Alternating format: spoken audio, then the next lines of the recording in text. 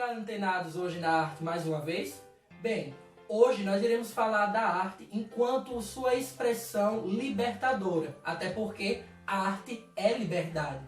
Só que antes é necessário falar para vocês que nós iremos retratar um pouco da arte produzida aqui no nosso país. É uma cultura propriamente brasileira, é porque o modernismo vai chegar aqui em nosso país. Mas antes, é necessário que vocês entendam um pouco do contexto histórico do nosso país. Bem, em primeiro momento nós estamos falando do século XX. E por falarmos do século XX, o que estava em grande auge era a cultura do café, principalmente da exportação. Então o café nesse momento ele se tornou a nossa grande moeda valiosa. E isso em São Paulo, tá? Que era o grande exportador e produtor de café. Além disso, estava precisando de muita mão de obra porque as fábricas já estavam instaladas em nosso país. E daí vai vir muita imigração, principalmente europeia. Somado a isso, pela grande riqueza que estava sendo produzida, na verdade, em nosso país, muitos burgueses acabavam mandando seus filhos para o exterior. E no exterior, nós sabemos que nesse mesmo século estava acontecendo as grandes vanguardas, como o surrealismo, o dadaísmo, futurismo, o cubismo. Então eles tiveram contato com essa cultura inovadora dentro da arte e quando retornavam para o Brasil, eles queriam produzir e dar continuidade. Então vale ressaltar que no nosso território brasileiro, a cultura europeia, ou os ideais, na verdade, da cultura europeia, acabaram encontrando um solo fértil aqui em nosso território. E as principais características do modernismo brasileiro são as seguintes. Nós podemos falar sobre subjetividade, podemos falar também sobre a questão que a figura do brasileiro vai ser muito ressaltada, vai ter um desligamento da cultura estética produzida no exterior e principalmente porque até então toda a cultura e toda a arte sempre era enraizada nos valores e nos padrões estéticos da Europa. Vamos falar também sobre a questão do desenvolvimento das questões sociais, tá certo? Vamos falar sobre urbanização. Então todos esses aspectos e elementos estavam dentro da produção artística aqui no Brasil no século XX. Atrelado a isso, vamos ver muito dos elementos ditos como brasileiros dentro dessas produções. E que elementos brasileiros eram esses? Vamos falar um pouco sobre a formação étnica, essa mistura das etnias em nosso país, das etnias negra, branca e indígena. Além disso, vamos ver muita retratação da cor tropical do nosso país, das frutas típicas da nossa nação e também das questões sociais. Por exemplo, vocês vão poder observar aqui no canto direito do nosso vídeo uma obra de Di Cavalcanti. E se você analisar quais elementos brasileiros você pode identificar?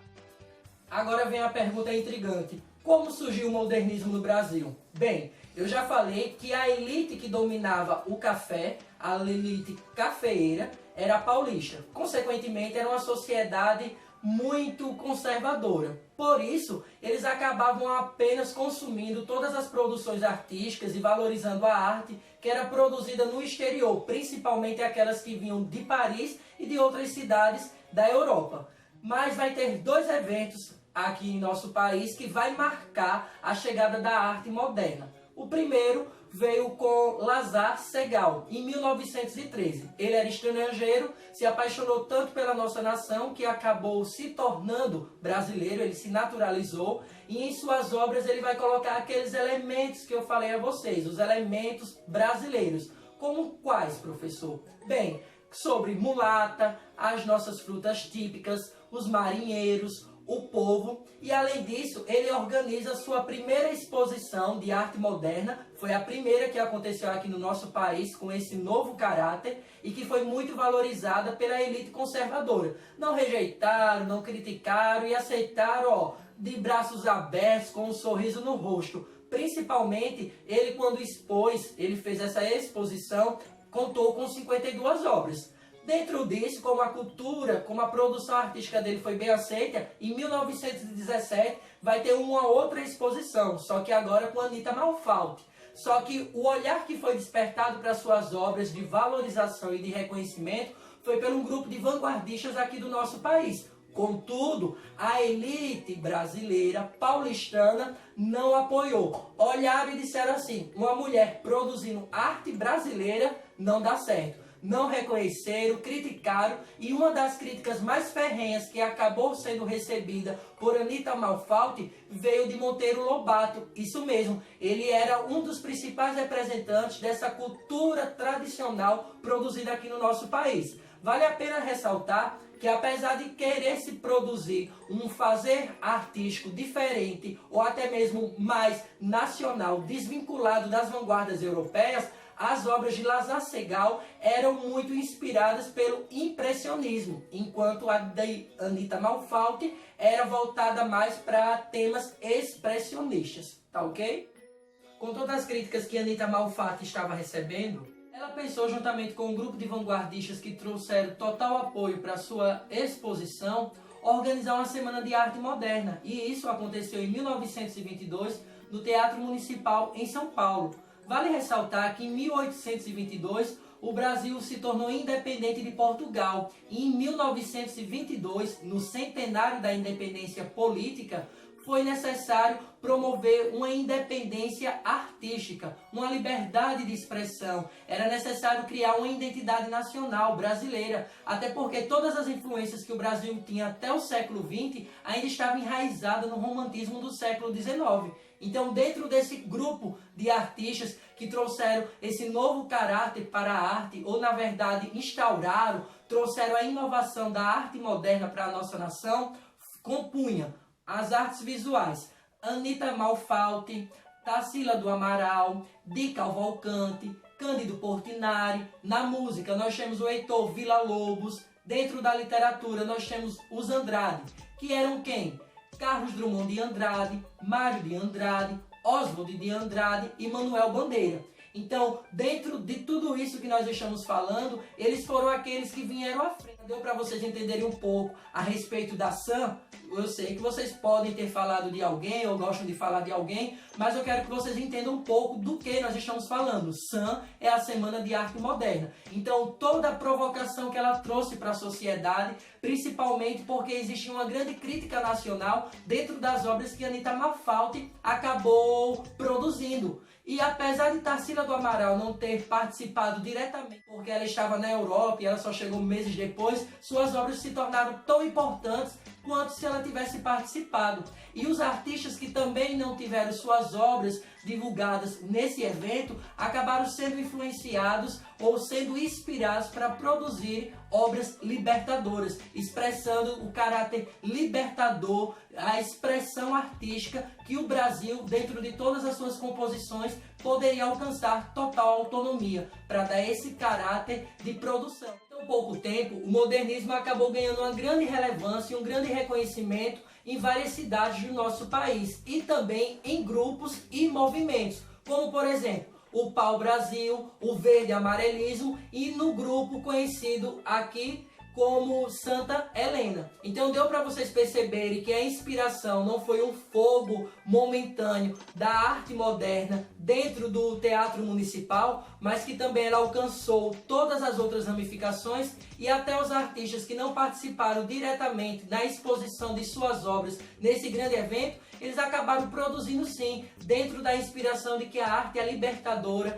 e dentro do conceito de que devia se ter sim uma arte totalmente brasileira, genuinamente brasileira. Só que há uma grande contradição. Apesar de se ansiar essa liberdade expressiva nas artes, seja ela na literatura, na música, nas artes visuais, todo embasamento e inspiração maior estava dentro dos moldes das vanguardas europeias. Conhecendo um pouco sobre Cândido Portinari, nós podemos falar que as composições de suas obras sempre foram inspiradas no surrealismo, no cubismo, do expressionismo, algumas das principais vanguardas europeias. E os seus temas eram sempre voltados para as questões sociais, como por exemplo os retirantes nordestinos, que iam em direção à cidade de São Paulo ou às favelas do Rio de Janeiro. O seu estilo ele ficou muito demarcado pela constituição de murais, como por exemplo Guerra e Paz, que hoje está instalado na sede da ONU. Além disso, nós podemos ver como na imagem ao lado, uma das suas principais obras, que são as lavadeiras, que representa um pouco do trabalho braçal do povo brasileiro e principalmente da mulher brasileira, que pertencia à camada mais pobre da sociedade. Todo sofrimento, e é uma obra expressionista.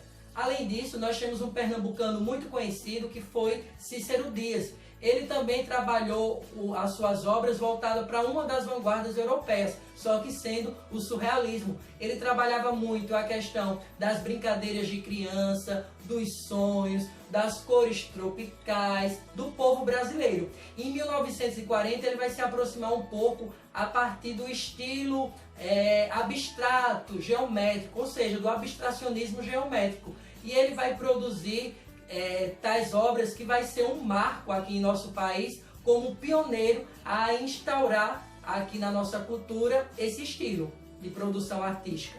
Falando disso, também podemos reconhecer que ele teve uma das suas grandes produções, que foi em homenagem ao político abolicionista Joaquim Nabuco, conhecida como Eu Vi o Mundo. Ele começou no Recife, onde ele vai trabalhar as procissões religiosas, os engenhos, as senzalas, os carros de boi. Vamos ver também todos os elementos típicos do nosso país.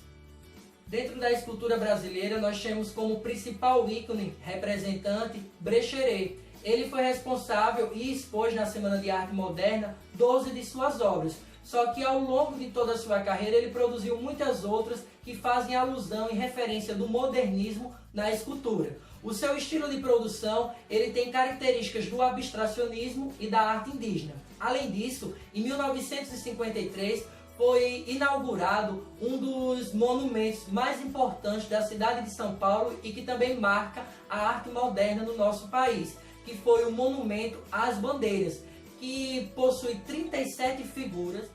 Foi esculpido num bloco de granito de 50 metros. Além disso, tem 16 metros de largura, 10 de altura e está instalado no Parque do Ibirapuera. Bons estudos, continuem ligadinhos no nosso canal e até o próximo Antenados.